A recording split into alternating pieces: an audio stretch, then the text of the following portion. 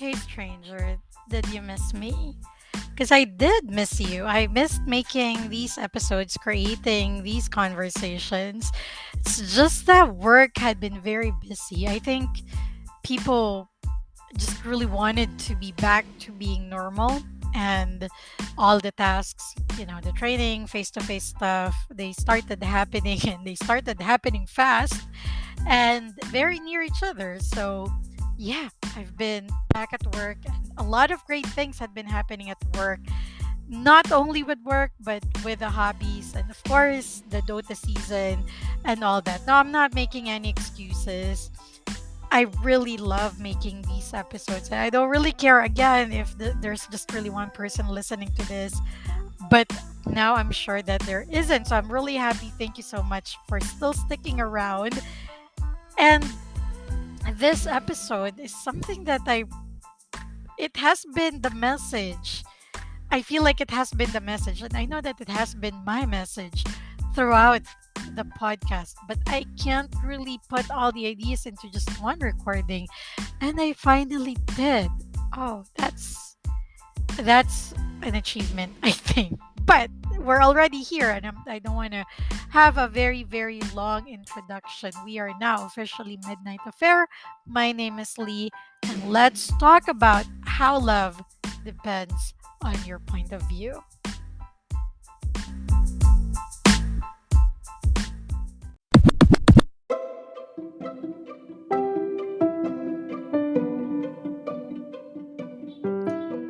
Okay, so before we start, get your pen and paper, and we'll do a little bit of an activity. Because before we start, I want you to have your own thoughts and ideas before you hear me blab about this particular topic today. Now, I hope that you already have your pen and paper with you. If you don't want to write down, it's also fine. Just keep it in your brain. And anyway, I wouldn't know really if you have an answer to this question or not because, I'm not inside your brain and I can't really see what you're doing. But it's fine, stranger. So if you want this exercise or if you want this activity, feel free to pause after the questions and write down your answers. I want you to think about what is love for you. What are the experiences that you associate with love? When do you feel love? When do you think you're falling in love? What are the ideas that you associate with love? What is love for you? Go ahead and pause. Now, I don't know if you did pause, but that's fine. Welcome back. And then we can already start with our topic for today. It's really hard to talk without an outline because I tend to go off topic. There's just too many thoughts and ideas in my head. And when I listen back to the recording and I get or when I make mistakes, I really hate it, but I want it to sound more sincere. And I feel like this topic had been the message since season one, but I just didn't know how to put it in words or to put it in one recording. And finally, I have done it. Yay for me. Yay for a stranger. So be happy, be very happy with it. Okay, so this particular episode had been inspired by an Italian Netflix series, Odio Il Natale, or I Hate Christmas. Now, it's your typical rom com, at least for the first few parts of the series. The ending is really interesting, so if you choose to watch it, just stick up until the ending. I'm not going to give you the details. It's okay. I don't get paid for these things, but I'm not going to give you the details. It was inspired by one conversation that the characters were having in the series. It's about happiness happiness depends on your point of view, which is very familiar to me because I've always thought that love depends on your point of view. And I really wish this episode could have been the introduction to season 2. If this episode would have been an introduction to season 2 would have a lot more structure and it would be easier to understand why we need to talk about the different kinds of love. Because love depending on your age, I think, depending on the experience that you already have. No discrimination here, no judgment here. Just depending on the experiences that you've had, depending on where you are in your life, it would vary. It would be very different. And I think universally, we as people had been limited when it comes to love. It's so easy for us to say that nobody loves us, or that we're unlovable, or that we're alone and we have no love, or love hates us, just because a few people had broken our hearts romantically, or because nobody wants to date us. I just think that a lot of us had boxed love into the romantic box. We have been looking at love from the romantic lenses, which is totally unfair with love. Now, before I get any further, um, I had a conversation with a coworker a few months back, and he asked me about the podcast and what I talk about in the podcast. So I told him that I like understanding where things happen in my brain. And it's like me knowing a different person once I understand it. And love is actually part of that. And he asked me a question which I think up until now I am very defensive about. No, I don't think I'm still defensive about it. And I can't really remember the exact words he said, but it's like, so you're decoding love. Like, no, I'm not. I'm not taking away any magic from it. In fact, I think I appreciated love more, and I appreciated a lot of the things, a lot of the cliches that I've known in my life, the more that they would become logical for me. Okay. So, with that being said, I don't know where I don't know the next part since I'm not using any outlines, but okay, just going back to what we are going to talk about today. The love that we know is very much limited to romantic ideas and to romance. I understand it partly, or maybe understand such a strong word. I think I know a little bit about it, not the full extent of it, but I think I know where it comes from, why we usually look at love from the romantic part.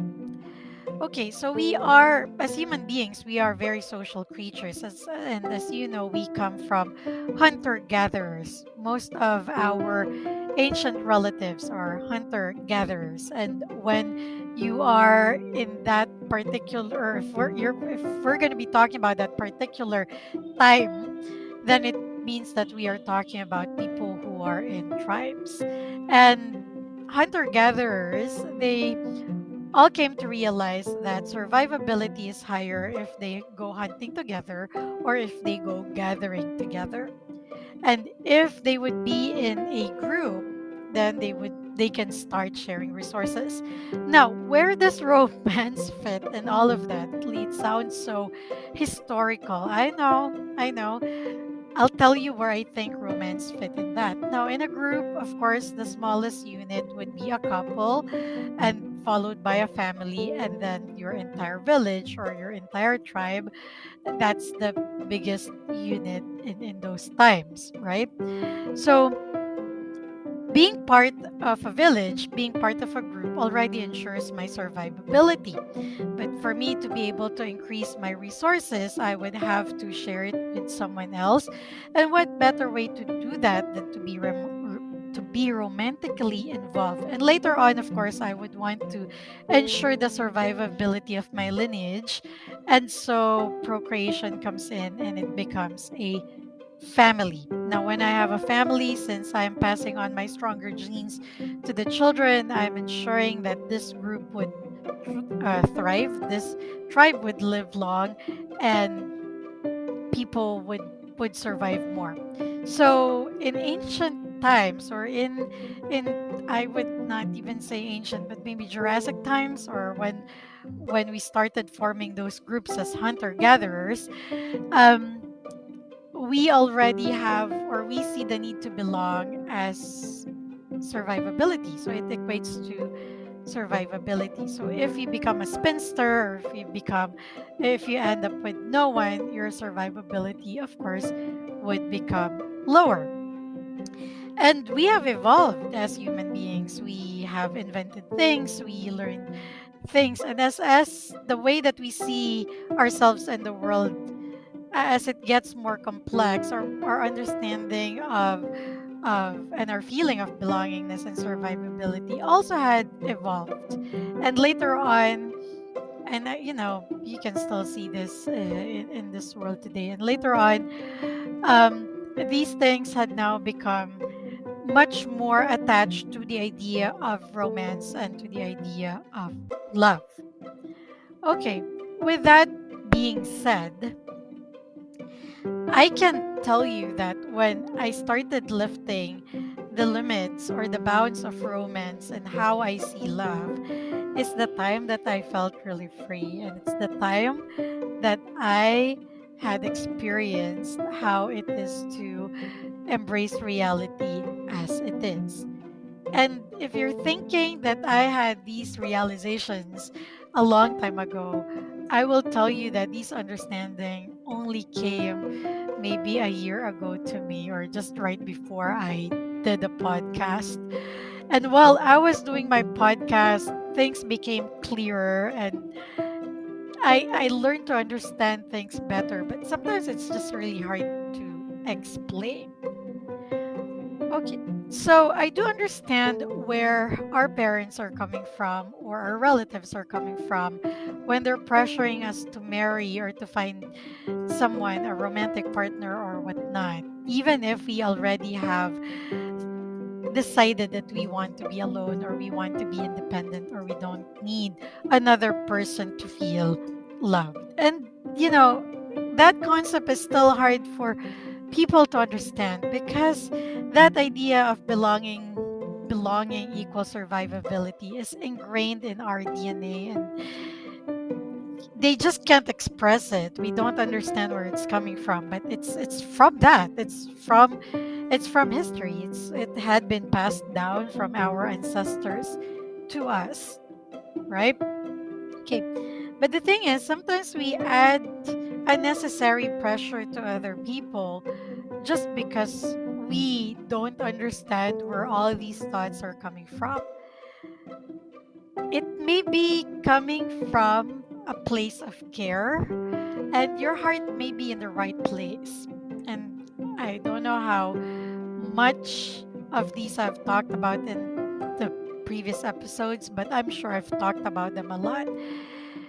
We may be adding unnecessary pressure to other people when we talk about these things to them, like how great it would be if they would find a partner.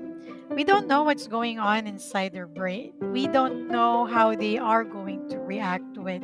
And even if we care so much about that person, at the end of the day, they would be the only ones to know whether they really need a partner to feel loved. Okay? So again, it would all depend on your point of view. Now, how to release the limits of love? It's just really, it took a lot of convincing myself about it. Like like when people would tell you that when you wake up you have to say thank you. That only made sense to me when it was explained to me on how it actually affects my brain. So when you say thank you, and when you're more grateful to a lot of things that are happening in your life, it actually releases dopamine in your brain. It gives you a dopamine rush when you say thank you and when you're more grateful. And that's the only time that I really came to understand what effect it has on me, when I learned that there's that dopamine rush. And I'm like, oh yeah, now that I know it. But I don't really know if That's just an effect of me knowing that it releases a dopamine rush. But we wouldn't really know. But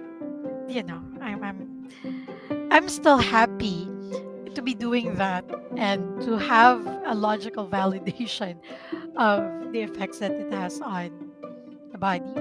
So when I started understanding love from the different types of love, that's when I started understanding that I have a lot of it. Not romantically, but I have a lot of it. And most of the time, romantic love isn't what makes me happy. It's the love that I feel all around me. It's the love that I feel for my plants. It's the love that I feel for my nephew. It's the love that I feel for my family. It's those kinds of things. And when I started removing that boundary that love is just really romantic, and if no one wants to date me, that means that I am unlovable. Once I started removing that, self-love became easier, and I have seen way past getting the physical care that I give myself. I started understanding that I need to take a break, that I have to keep my brain quiet at some point. Um, that's when I start understanding those things. And that's also when I started understanding what works for me when it comes to self love, which might be a little bit different from you. But they only happened when I started looking at love from a different point of view. And as I've mentioned, it wasn't easy. It was a lot of convincing myself that it doesn't equate to me dating someone. It was kind of weird though, because over the pandemic, I've experienced how it is to love, to have an intense feeling and love for someone. And then it was also this pandemic that I've experienced. And I know it might sound sad for a lot of you, stranger, but it's also the first time that I have experienced that somebody loved me so intensely, which is really weird, but it's a really good feeling that I'm not expending all that energy for another person. And I am the recipient of all of that love energy. And oh yeah, of course, I did not waste that. I am very grateful for that, and I have also learned how to reciprocate it. It has been easier to learn these things when I started letting go of that romantic edge when it comes to love. I can tell you what are the things that I did to convince myself, but I don't know if that is your process.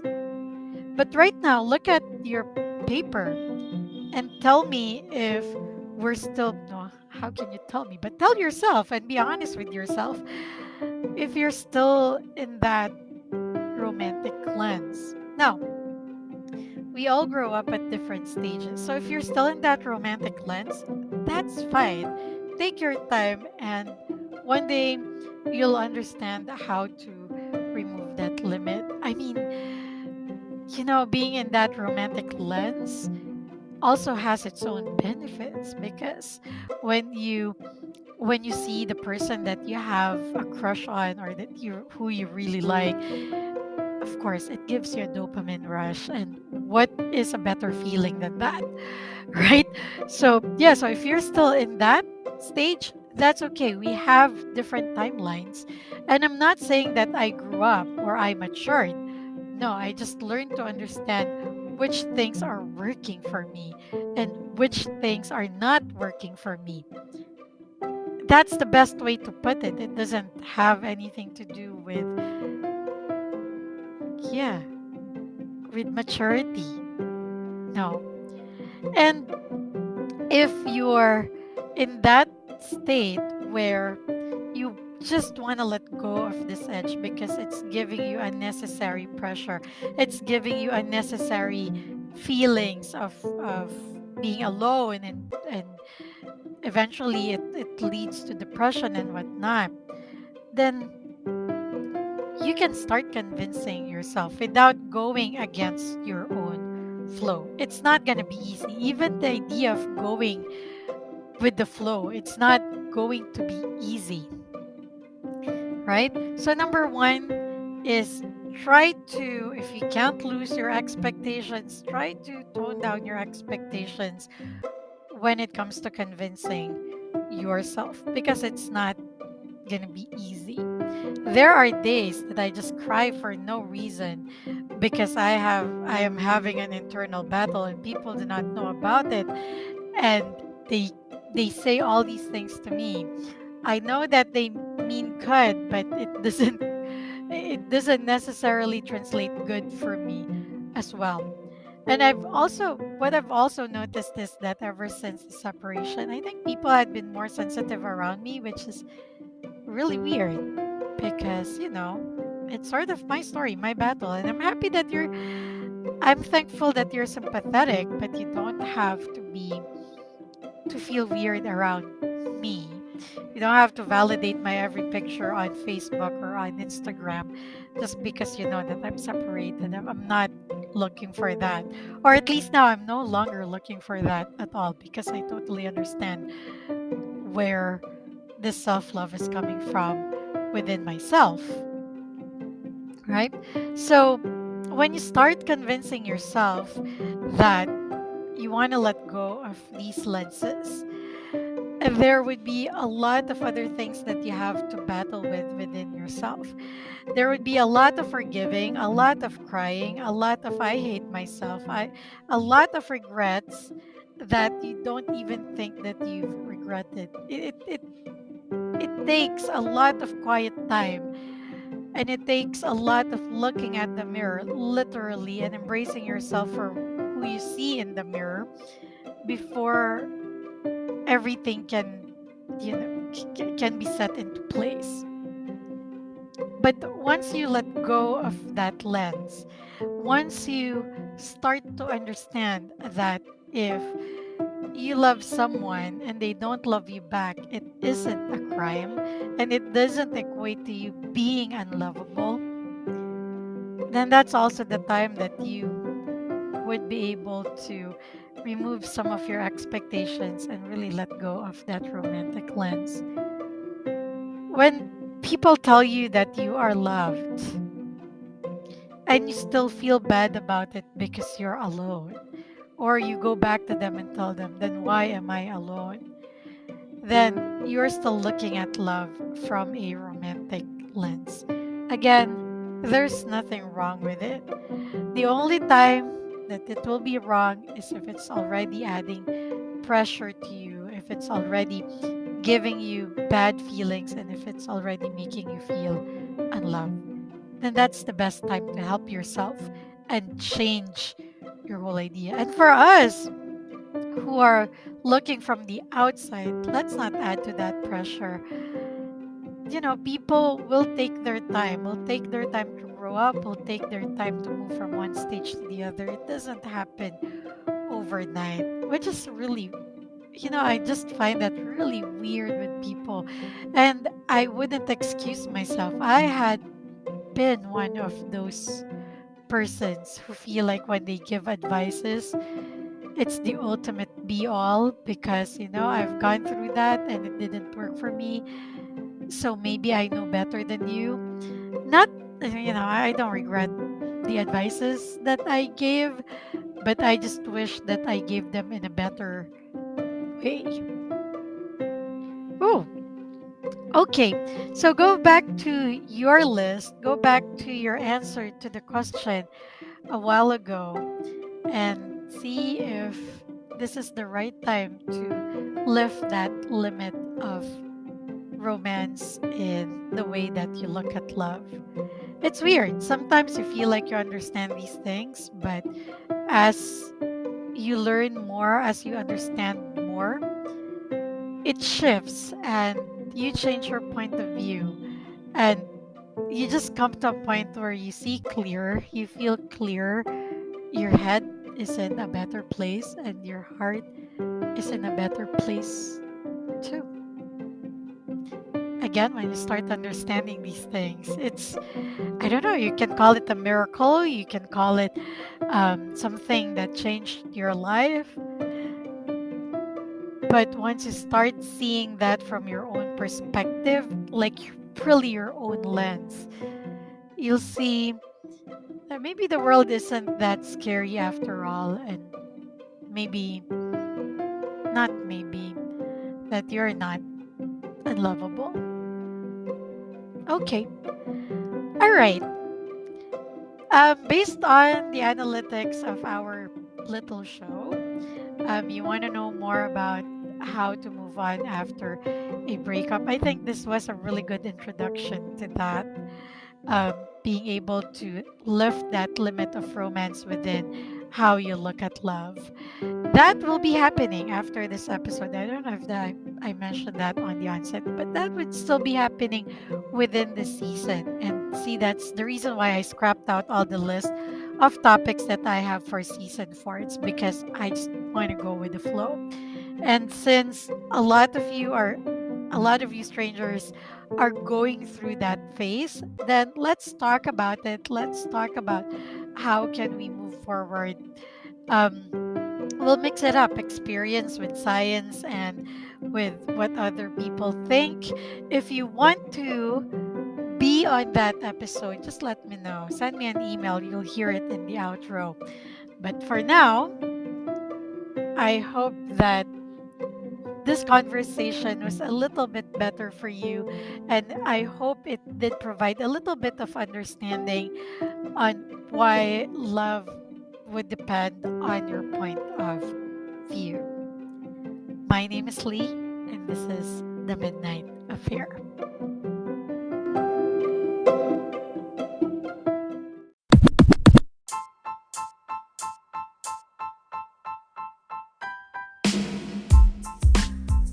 Thank you for spending time with me today, stranger.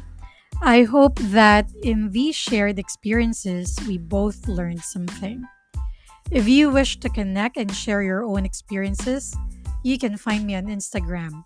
That's at Lilith Star, LILITHSTR, or send me an email at linotegami@gmail.com. That's LINOTEGAMI at gmail.com. Let's catch up on the next episode.